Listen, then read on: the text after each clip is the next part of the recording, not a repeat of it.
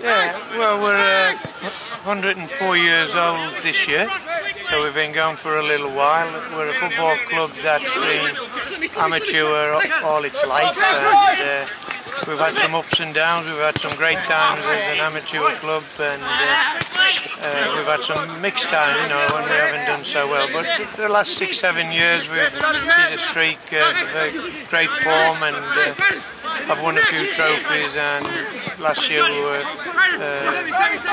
winners of the inaugural victory. So, well-established club. We've got a very strong committee this year, or the last 4 or 5 years, dictated by women and super ladies who really run the club professionally, and it's a good operated football club.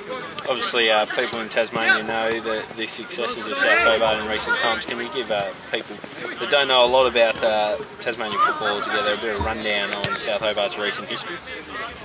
Well, I think it started maybe 6 years ago, where we came in and put our philosophy to work in the football club from the bottom to the top, and in our first year we had good success and went on to win the state competition, the southern competition, and that went on. We continued developing our football and our teams.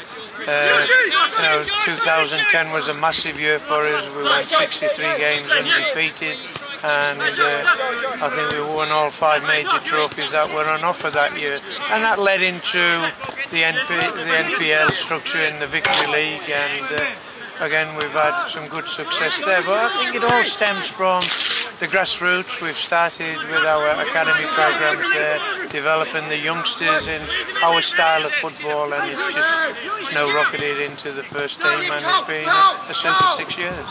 Now, you touched on style of football. How would you describe South Hobart's style of football? Well, we like to play on the carpet. We like to get it down and knock it around. You know, possession-based football. We like to control the game, try to play with good speed and intensity, and we like to play a high pressing game. Now, whether that's high up the field or whether we're pressing around the halfway line depends on the type of game we play in. That's the philosophy we have at the club. Now on to the FFA Cup. Obviously last year you tasted a national competition in the National Premier League's final series. You've obviously got to be chomping at the bit to be a part of this year's FFA Cup.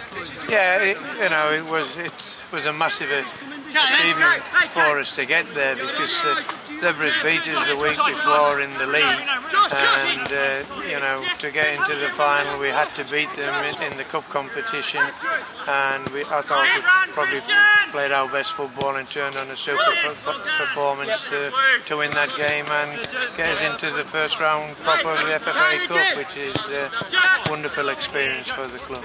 Do you think it's a massive thing for us, Tasmania, to have a FFA Cup match on our shores?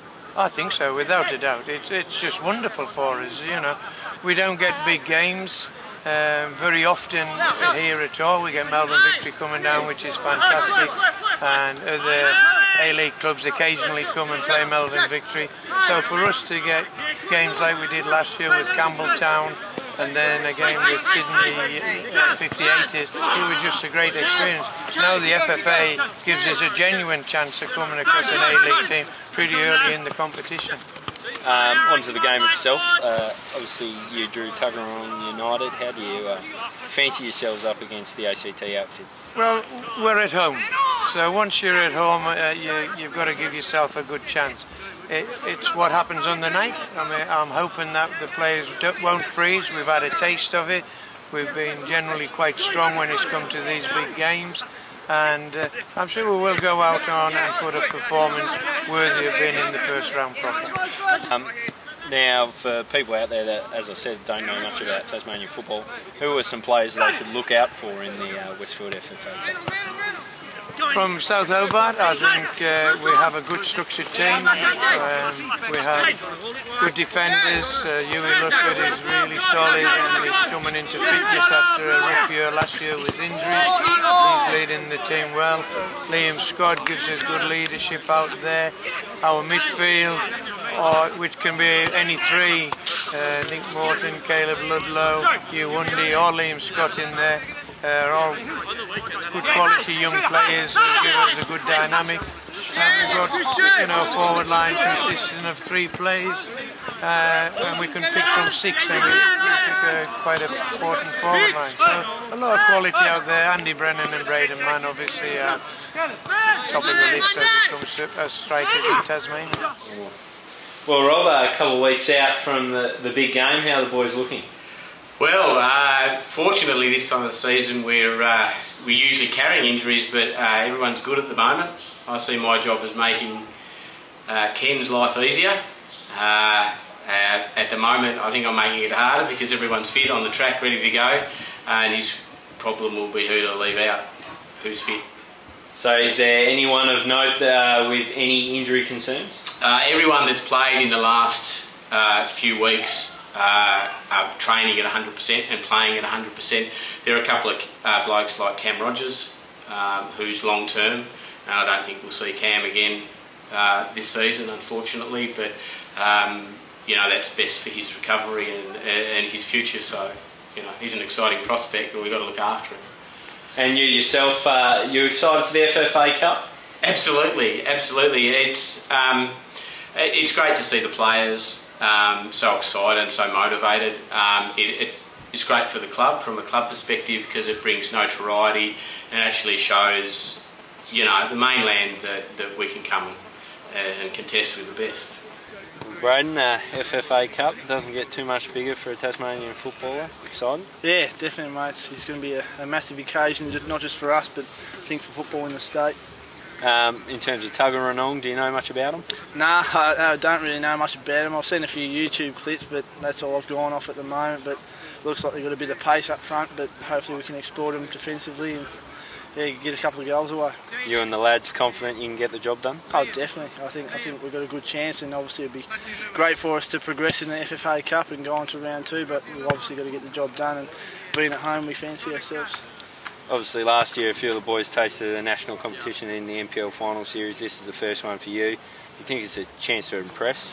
I think it is, maybe not for myself, but maybe a couple of the younger guys, Nicky Morton and Caleb and maybe Darcy as well, people like that, just to try and put themselves out. But obviously if we get good results and players are playing well, there's obviously in the window and so it's a lot of spotlight on this competition at the moment, a lot of media and stuff like that. So if you get your name out there and put a couple away or have a couple of good games, then who knows, you might be in the window of some teams.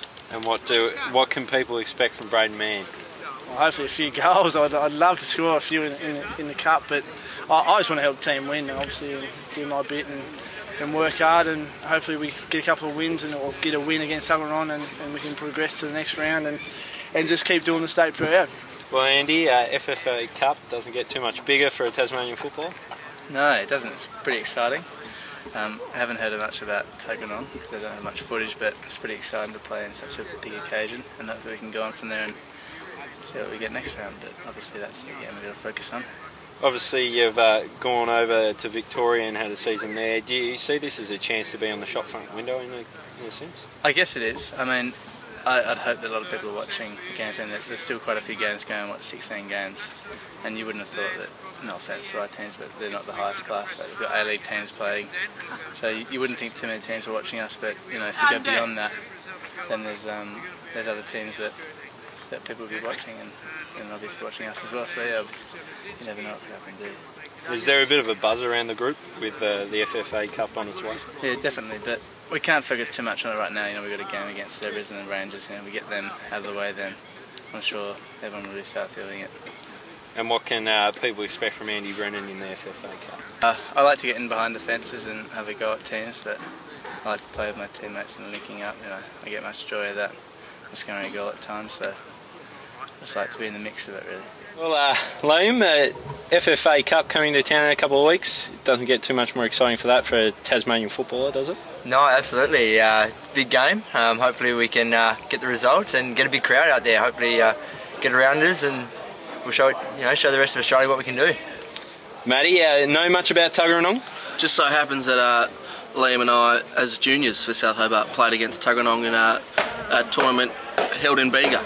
New South Wales, and I think we got the chocolates that day, so hoping to continue the run. And I think much the same team I would have thought. Yeah. Good omen, you think? Yeah, I think good omen. Yeah. Yeah. So, is there a bit of a buzz around the group at the moment with that coming up? I think so. Yeah. What actually helps is we've got about 20 players who still could be starting, still could be in the squad, so everyone's sort of buzzing and know they have to really put in for this next couple of weeks just to get some game time.